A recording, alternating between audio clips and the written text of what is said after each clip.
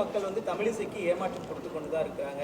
2026 தமிழிசை அவர்கள் போட்டியிட்டால் ஏமாற்றம் தான் மிஞ்சுன்னு சொல்லிட்டு அமைச்சர் சேகர்பாபு சொல்றாரு. அமைச்சர் சேகர்பாபு மாதிரி அம்மா கிட்ட இருந்து அதுக்கப்புறம் ஐயா அப்பாட்ட வரல. நான் வெற்றி பெறணுன்றதுக்காக நான் வந்து எங்கள் மோடிக்கிட்டே தான் இருக்கிறேன். என்னைக்கும் எங்கள் டேடிக்கிட்டே நான் போகல, எங்கள் டேடிக்கிட்டே போகல, நான் மோடிக்கிட்ட தான் இருக்கிறேன். எங்கள் டேடிக்கிட்ட போனால் நான் போய் ஜெயிச்சிருப்பேன். ஆனால் எங்களோட கொள்கை பிடிப்பு, நீங்களாம் எங்களை பற்றி பேசுகிறதுக்கு உங்களுக்கு தார்மீக உரிமையே இல்லை. அம்மா அம்மான்ட்டு இப்போ அப்பா அப்பான்னு பின்னால் போயிட்டுருக்கீங்க. நாளைக்கு உதயா உதயா உதயான்னு போவீங்க, இனியா இனியா இனியான்னு போவீங்க. நாங்கள் அப்படி இல்லைங்க. நாங்கள் தேசம்னா தேசம் தாங்க. தோற்றாலும் நான் தேசத்துக்காக நிற்கிறேன்னு துணிச்சலாக நிற்பேங்க. நான் நிற்பேங்க, நின்னா ஜெயிப்பேங்க. ஜெயிக்கலன்னா தோத்தாலும் நான் ஜெயிப்பேன்னு சொல்லுங்கள். தமிழக மக்களுக்காக நிற்கிறேன். நான் இன்னைக்கு ஆளுநராக இருக்காமல் வந்து தெருவில் நின்று ஓட்டு கேட்குறதே வெற்றி நான் நினைக்கிறேங்க. வெற்றி நான் நினைக்கிறேன். நான் போய் அங்கே ஒரு உங்களை மாதிரி இல்லையே நம்ம டாக்டராகவே நான் தொழில் செஞ்சுட்டு இருந்தேன். ஆளுநராக இருந்தேன். அங்கே உள்ளே உட்கார்ந்துருந்துருக்காங்களா இல்லை, ஏன் வந்தேன்? தமிழக மக்களை பார்க்க வேண்டும் என்று வந்தேன். அதில் அண்ணன் சேகர்பாபுக்காக நான் வரலை, என்னை சேர்த்துக் கொள்கின்ற மக்களுக்காக வந்திருக்கேன். 2026 நீங்களா நானான்னு பார்த்துடலான்னு நான் சொல்கிறேன். பார்த்துடலாம். திருப்பரங்குன்றத்தில் நீ சிரித்தால் அங்கே திருப்பரங்குன்றத்தில் திருப்பங்கள் வரும்னு சொல்கிறேன். அதனால் நிச்சயமாக மாற்றங்கள் வரும் என்பதை நான் தெரிவித்துக் கொள்கிறேன். பாஜக ஆளாத மாநிலங்களில் அமலாக்கத்துறை அதிக கவனம் செலுத்துதுன்னு முன்னாள் மத்திய நிதியமைச்சர் ப. சிதம்பரம் நான் கேட்குற ஒரே ஒரு கேள்வி தான் ப. சிதம்பரத்தை கேட்குறேன். நிதி அமைச்சராக இருந்து தமிழக மக்களுக்கு நீங்கள் கொண்டு வந்தது என்ன? தம்பி கார்த்திகே சொல்கிறாரு, நாங்கள் கொஞ்சம் சிவகங்கையை பார்க்காம விட்டுட்டோம், அதனால் வந்து மன்னிச்சுக்கோங்க. அவங்க கான்ஸ்டிடியூன்சிக்குள்ளே ஒரு ஊரை அவங்களால பார்க்க முடியல. ஆனால் இன்னைக்கு சொல்கிறாங்க, அவர் சொல்கிறாரு இன்னைக்கு காந்தி கொல்லப்பட்டாராம். எப்படி? மீண்டும் ஒரு முறை கொல்லப்பட்டார். முதல்ல கொன்னது யாரு?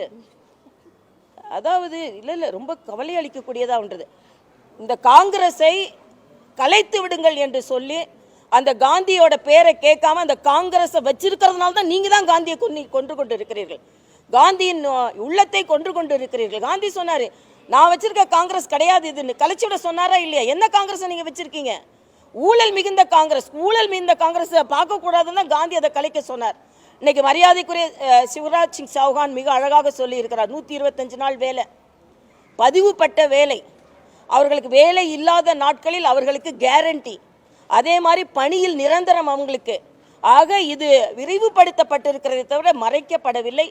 பெயரில் தான் மகாத்மா காந்தி இல்லைல்ல, அவர் பணியில் இருக்கிறார் என்பதை நான் தெரிவித்துக் கொள்கிறேன். கடந்த 10 வருஷமா வந்து பார்த்தீங்கன்னா அதிமுக ஆட்சியில் தான் இருந்தாங்க. அப்போ வந்து இந்த போலி வாக்காளர்லாம் சேர்க்கும் போதெல்லாம் வந்து எதுவுமே பண்ணலை.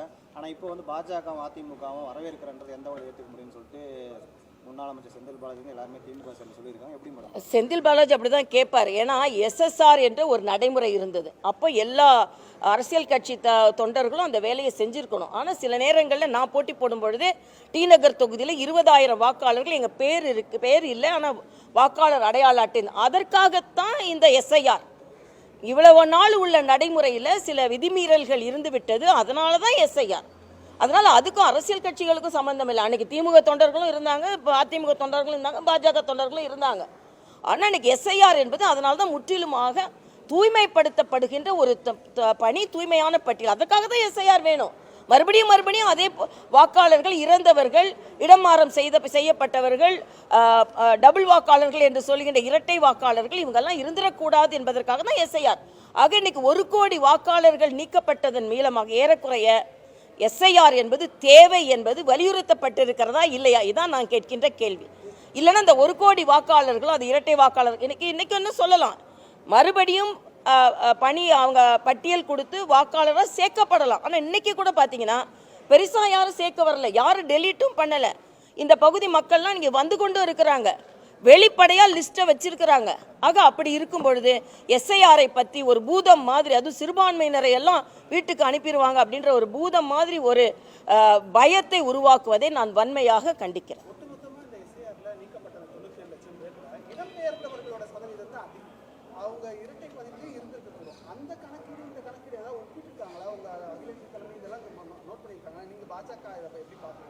இல்லை, இப்போ நான்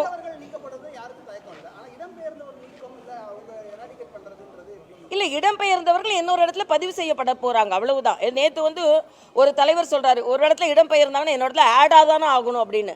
எல்லாமே ஆட் ஆகாது. ஏன்னா டெலீட் ஆனவங்க எண்ணிக்கை அதிகமாக இருந்திருக்கலாம். இப்போ ஒரு பெரியவர் 92 வயசு பெரியவர் என்ன சொன்னாருன்னா, நான் வேறு பகுதியில் இருந்தேன், அங்கே எனது நீக்கப்பட்டு நான் இங்கே வந்து புதுசாக கொடுக்குறேன்னு சொல்கிறாரு. அதான் ஆக இது எல்லாத்தையுமே வெளிப்படையாக அதுக்குன்னு ப்ரொசீஜர் கொடுத்துருக்கும் பொழுது இதில் ஏன் நம்ம இவ்வளவு சந்தேகம்? இன்னும் சொல்லப்போனால் அடையாள அட்டையை பார்த்தீங்கன்னா எல்லா அடையாள அட்டையும் இருந்து எதுவுமே என்கிட்ட இல்லை. ஆனால் பிஎல்ஓக்கள் போய் விசாரிச்சுட்டு இவங்க இந்த ஓட்டர் தான் சொன்னால் அதையும் தேர்தல் கமிஷன் ஏற்றுக்கொள்கிறது.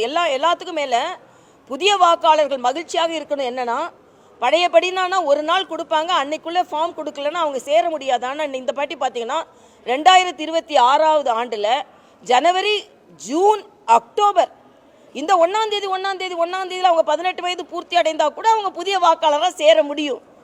ஆக புதிய வாக்காளர்களுக்கு எவ்வளவு வாய்ப்பு, வாக்கு வலிமை அவர்களுக்கு கொடுக்கப்படுகிறது என்ற வகையில் இதை நான் வரவேற்கிறேன், பாராட்டுகிறேன். அதே நேரத்தில் இதை எதிர்ப்பவர்களை நான் எதிர்க்கிறேன். இன்னைக்கு எதிர்ப்பவர்கள் என்ன பதில் சொல்லணும்னு நான் கேட்குறேன். நாங்கள் இன்னைக்கு நேரடியாக வந்து கேட்டோம், எல்லாரும் முன்னாலேயே தான் கேட்டேன், எத்தனை வாக்காளர்கள்? 450 வாக்காளர்கள். எலிஜிபிள் வாக்காளர்கள், தகுதியான வாக்காளர்கள் யாராவது நீக்கப்பட்டார்களா? இல்லை. இன்னைக்கு புதிய வாக்காளர்கள் எத்தனை பேர் கொடுத்தாங்க? நேற்று வந்து 18 வயது நிறைந்தவர்கள் 15 பேர் கொடுத்தாங்க, இன்னைக்கு 16 பேர் கொடுத்தாங்க. முன்னாலே தங்கச்சி கிறிஸ்டினா வந்து கொடுத்தாங்க. அது சிறுபான்மை வாக்குகள்லாம் நீக்கப்படுகிறது என்று சொல்வதே தவறு. அவர்கள் ஒரு அவநம்பிக்கையை ஏற்படுத்துவதும் தவறு என்பது எனது கருத்து.